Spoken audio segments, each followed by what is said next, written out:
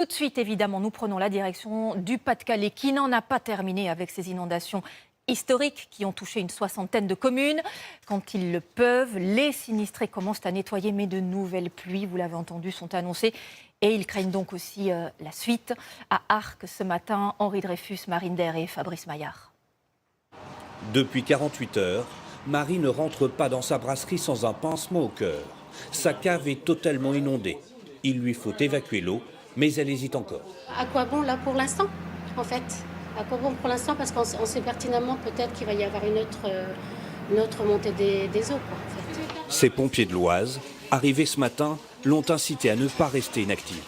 Quelle profondeur elle fait cette cave? Les 15 mètres carrés de sa cave seront vidés en à peine une demi-heure. Mais d'autres interventions s'avèrent plus compliquées. Au 3e étage, vous pouvez me montrer? Dans cette résidence, les 17 locataires n'ont plus d'ascenseur. En bas, refermez la porte pour l'instant. L'eau s'est engouffrée dans le bâtiment et a inondé tout le rez-de-chaussée. On va devoir remettre en service l'ascenseur, puisqu'il y a pas mal de personnes âgées qui sont dans le bâtiment.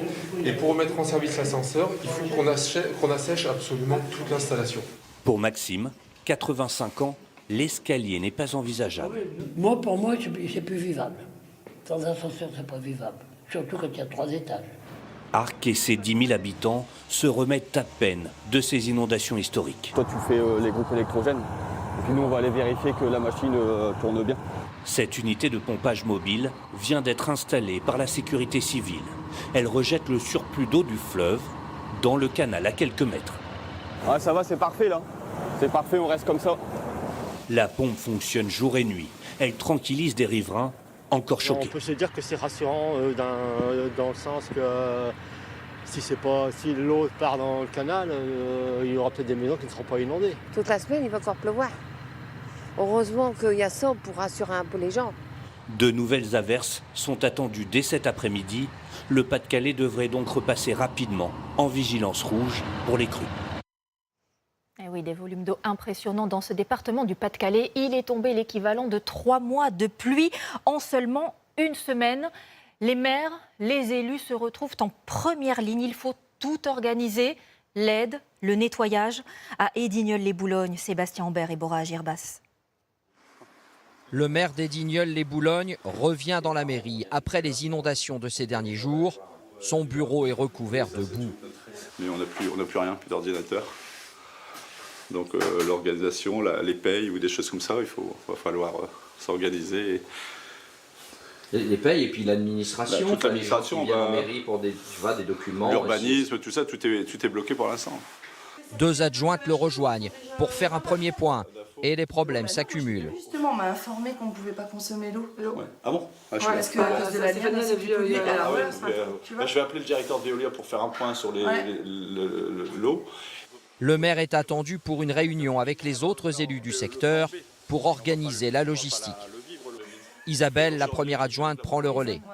Steph, on va faire les groupes pour répartir les zones. Et puis, elle part dans les rues du village. Ouais, donc je à vous, monsieur Vasseur. Il y a un truc à bouger, bonjour. Une infiltration dans mon toit. C'est l'infiltration dans le toit? Pour apporter de l'aide aux sinistrés. Le souci, c'est que, élu dans une petite commune, vous avez votre activité professionnelle à côté. Et de ce fait, on n'a pas une disponibilité à 100% comme quelqu'un qui pourrait avoir le poste de maire. Dans cette maison, par exemple, on arrache le papier peint qui est détrempé. Et là, dans la chambre, il y avait le parquet. Il y avait plein d'eau dans le parquet. Et regardez, on a dû retirer le papier peint parce que regardez la hauteur. Là, vous avez déjà enlevé tout le parquet? Là, le parquet était flottant. Donc, La cheminée tourne jour et nuit pour sécher la maison le plus vite possible. Pendant ce temps, à l'école, les parents et les enfants sont venus spontanément prêter main forte. Ma fille est à l'école ici et je trouve ça normal d'aider. Je suis à mon compte, j'ai mon salon ici sur Edigneul. C'est un salon de coiffure. Ah oui, donc vous avez tout fermé là. Ouais, je ne travaille pas depuis une petite semaine.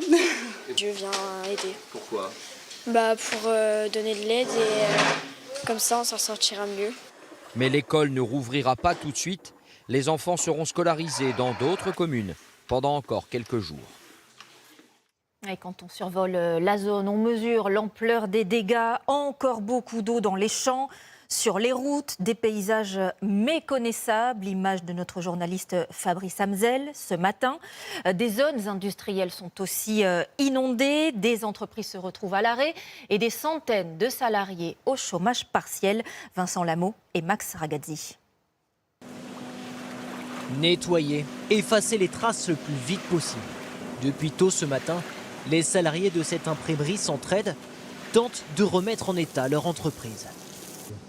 Oh, c'est un carnage. Hein. Là, c'est la première fois que je vois ça, moi, 30-50 boîtes. Hein. J'ai jamais vu ça. Hein. On a démarré ce matin, mais ça va prendre quelques jours, je pense. Au sol, un mélange de boue et d'huile. Le patron traverse ce chemin de palettes pour ne pas glisser. Il nous montre les dégâts. L'eau a détruit une grande partie des journaux. L'eau est montée ici, et tout ça, c'est très humide, mais pas forcément perdu. Vous voyez, c'était des exemplaires qui allaient partir pour des foires au vin, des choses comme ça. L'eau a touché les câbles aussi. Les rotatives ne fonctionnent plus. Il faudra attendre plusieurs semaines avant un redémarrage. Il faut trouver les pièces, c'est pas toujours facile, mais ça signifie un très gros chantier. Le nettoyage des sols, c'est un chantier de 5 jours. Le nettoyage des machines, allez, c'est 50 jours. Le patron va faire appel à des sociétés extérieures pour décontaminer et réparer. Le préjudice pourrait être important. Il est probablement entre 2 et 3 millions d'euros, avec un préjudice de perte d'exploitation, de perte de matière comme on l'a vu, également de perte technique, de changement de pièces. Dans cette zone industrielle, beaucoup d'entreprises ont été touchées. Cette usine de réparation de téléphones est à l'arrêt. 400 salariés sont au chômage partiel. Dans l'imprimerie, entre 90 et 100 salariés sur 150 sont dans la même situation. Ils craignent pour leur avenir et celui de leur entreprise. C'est déjà perdre un peu de salaire, déjà. Après, on verra bien. Je pensais finir ma carrière ici, et maintenant ça va être peut-être compromis.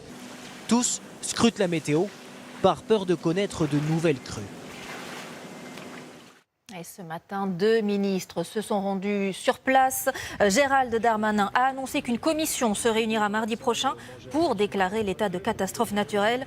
Christophe Béchu, lui, a déclaré qu'il n'y a pas de perspective de décrue avant au moins vendredi, autrement dit dans 2 jours. Alors en attendant, la solidarité s'organise, comme nous le montre Baptiste Guéné, et sur place à Saint-Étienne-au-Mont, Thomas Misraki et Quentin Danjou. Pour les sinistrés, premier repas chaud. Merci.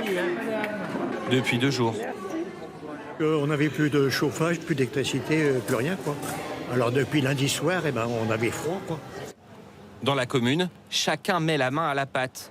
Les cantinières de l'école se sont-elles mobilisées sur leur jour de repos et viennent préparer 80 repas pour ce midi. Ah ben oui, c'est normal. Hein. On ne peut pas rester comme ça chez nous. Nous, on n'est pas sinistrés, mais on doit venir aider les gens. L'eau s'est retirée dans la nuit. Et ce matin, les habitants découvrent l'ampleur des dégâts. Dans cette maison, le rez-de-chaussée a été inondé. Le sol est couvert de boue. Les meubles doivent être sortis un par un pour être nettoyés. Heureusement, Antoine, le propriétaire, n'est pas seul. À ses côtés, les 6 salariés d'une entreprise du BTP, venus bénévolement à la demande de leur patron. Il m'a envoyé un SMS hier en me proposant son aide. C'était encore un peu tôt puisque j'avais de l'eau encore jusque cette nuit, 2h du matin. Et puis ce matin, j'ai envoyé un message en disant que j'acceptais son aide. Voilà. Et puis 10 minutes après, ils étaient là. Les chantiers de la société sont à l'arrêt, alors autant se rendre utile. Pour déplacer des meubles, pour nettoyer, des demandes de petites interventions sur des toitures où il manquait des tuiles. L'entreprise a déjà reçu plusieurs appels à l'aide de sinistrés.